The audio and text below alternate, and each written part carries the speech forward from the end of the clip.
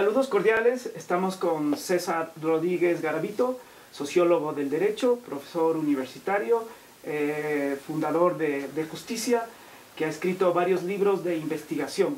Hoy vamos a comentar uno de sus libros que se llama La investigación anfibia y vamos a tratar sobre el tema de acción-investigación. César, uno de los problemas más graves que tiene Latinoamérica es la inequidad, la desigualdad. Aquí tenemos problemas realmente de carácter estructural. Tenemos problemas graves de políticas públicas deficientes, como por ejemplo falta de medicinas para personas con VIH, problemas de educación, tenemos mala distribución de recursos. Ustedes trataron y estudiaron un tema importante que fue el problema del desplazamiento forzado, y a través de ese caso ustedes sacaron muchos aprendizajes y de alguna manera definieron y estructuraron lo del litigio estructural. Quisiéramos, César, hablar de esto y ver estas posibilidades de esta clase de litigio. Primero, ¿cómo concibes, qué es para ti un litigio estructural? Gracias, Ramiro. El litigio estructural para mí, de la manera como lo concebí inicialmente en un artículo que salió en la revista de la Universidad de Texas, es una combinación de dos factores. Una intervención estructural, una intervención de una corte en un asunto de política pública general masivo, primer elemento, combinado con el hecho de que esa intervención se da ante una violación también generalizada de derechos fundamentales, violación que está asociada a una falla sistémica de políticas públicas. Entonces estamos hablando de casos muy grandes. El trabajo más reciente que he hecho en esta línea es sobre lo que yo creo que es el caso judicial más grande del mundo, que es el caso sobre el derecho a la alimentación, la sentencia de la Corte Suprema de India sobre el derecho a la alimentación en un país que tiene la mayor cantidad de personas con hambre y desnutrición en términos relativos y absolutos en el mundo. Ese caso ha tenido influencia o impacto sobre cerca de 850 millones de personas. Sin llegar a esa escala, en otros casos como los que se estudian en un libro que escribimos con Diana Rodríguez, que se llama Juicio a la exclusión, se trataba de los derechos de 5 millones más o menos de personas en Colombia que han sido afectados por una violación grave de derechos humanos, que es el desplazamiento forzado. Se tuvieron que ir de sus casas y sus lugares de habitación, sus terrenos, territorios en el campo colombiano por efecto de la guerra, porque los grupos paramilitares o los guerrillas o incluso a veces la fuerza pública los intimidaban de tal manera que tenían que salir de sus lugares de vivienda. Esa situación dio lugar a un proceso que dura hasta hoy. La sentencia es de 2004, hoy 13 años después el caso sigue abierto y además la Corte Constitucional constató que se trataba de una serie de fallas de política pública que afectaba una serie de derechos constitucionales de una población muy considerable, de tal manera que se cumplen todos los rasgos del caso estructural. ¿Cuándo las cortes pueden intervenir en estos casos? Es una pregunta importante y difícil porque, claro, hay un debate muy largo sobre si las cortes deberían, no cuándo, sino si deberían en absoluto intervenir en estos asuntos de política pública, o si esto le corresponde solamente al Ejecutivo o al legislador en términos de normas habilitantes. La respuesta que yo he dado en esa serie de estudios es que las cortes tienen un lugar importante en la solución de esos asuntos de derechos humanos estructurales, que es diferente del rol que le corresponde al Ejecutivo y al Legislativo. Me refiero a este último estudio de caso en India sobre el derecho a la alimentación. La pregunta es, ¿la Corte Suprema de India debería hacer algo ante la situación de millones de niños que tenían desnutrición crónica, o incluso situaciones de muertes de hambre repetidas en poblaciones adivasis e indígenas en India, o esperar a que el gobierno y la opinión pública, pero sobre todo el gobierno indio, le prestara atención a la situación? Pues resulta que si no intervenía la Corte como le pedía el movimiento social en favor del derecho a la alimentación, la situación se iba a propagar, entre otras cosas, porque había una especie de negación generalizada del gobierno y de la opinión pública y los medios, por ejemplo, indios, sobre la existencia misma del hambre. Entonces, la Corte en ese caso cumplió una función que yo creo que cumplen cortes de ese estilo de manera eficaz en muchas partes del mundo, que es hacer una situación visible, hacerla transparente, ponerla sobre la palestra pública, y esto no invade en absoluto la competencia del gobierno. Fue el gobierno quien eventualmente fue conminado por la Corte para hacer algo. Lo mismo pasó en el caso colombiano.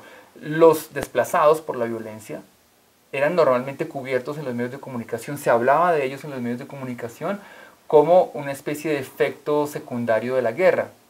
Con Diana hicimos el estudio de los medios de comunicación, de los principales medios escritos en Colombia, cómo hablaban de los desplazados.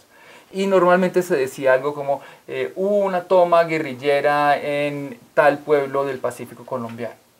El enfrentamiento duró 5 horas, hubo tantos muertos, y a propósito, algunos habitantes tuvieron que abandonar la zona.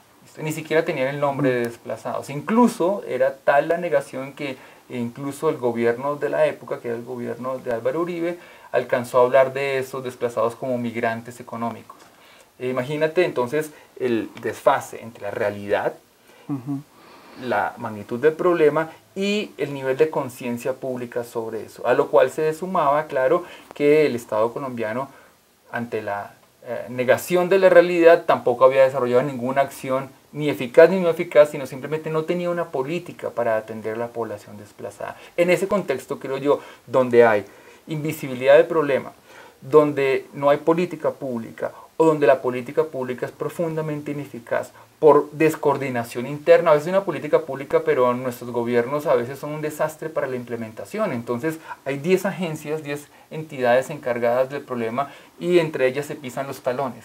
Como dice un teórico de este tipo de activismo judicial, Charles Elwood, muchas veces se trata no de dictarle al gobierno una política pública, sino de decirle que tenga una política pública y que la política pública sea mínimamente coordinada. En todo eso, y en general, además de deliberación para la solución de esos problemas, es que las Cortes tienen definitivamente un rol constitucional legítimo y útil. Esta última parte nos lleva a la siguiente pregunta: ¿cómo? ¿Cómo debe intervenir la Corte, las Cortes, los jueces en general, para no hacer una política inadecuada, o para no responder las necesidades, o para intervenir de forma inexperta? ¿Cómo? ¿Qué procedimiento debe seguir? El cómo es muy importante, porque una respuesta, y la respuesta que solían dar los defensores del activismo judicial, digamos unos 20 años atrás, era que las Cortes, si no lo hace el gobierno, lo tiene que hacer la Corte. Y eso daba lugar a sentencias muy detalladas. Por ejemplo, en Colombia hubo una que fue bien intencionada, pero mal diseñada, que fue una que ordenó que cesara el sistema de préstamos hipotecarios para vivienda. Y la Corte pensó que para hacer eficaz esa orden tenía que dictar las minucias de cómo debería ser el nuevo sistema de préstamos hipotecarios, lo cual metía a la Corte en un terreno bastante movedizo, muy técnico, económico, financiero, que le corresponde definitivamente al gobierno.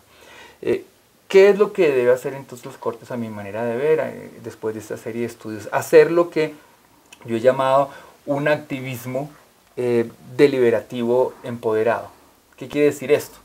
Tiene que aumentar los canales de participación de la sociedad civil y de todos los interesados en un asunto, otras entidades gubernamentales, agencias internacionales, por ejemplo, en el caso de los desplazados, la ACNUR, la agencia de la ONU sobre población desplazada, fue muy activa y la Corte le dio una voz en el seguimiento de esa política pública. Centros académicos, expertos que den datos confiables que a veces los estados y los gobiernos no tienen, de tal manera que a través de un procedimiento que además debería combinar con frecuencia audiencias públicas, cubrimiento de medios de comunicación, aumente la deliberación y la publicidad del caso en lugar de reducirla, porque como sabes muy bien, una de las críticas que se le hacen a los activistas judiciales es que recortan la democracia, que reemplazan la deliberación.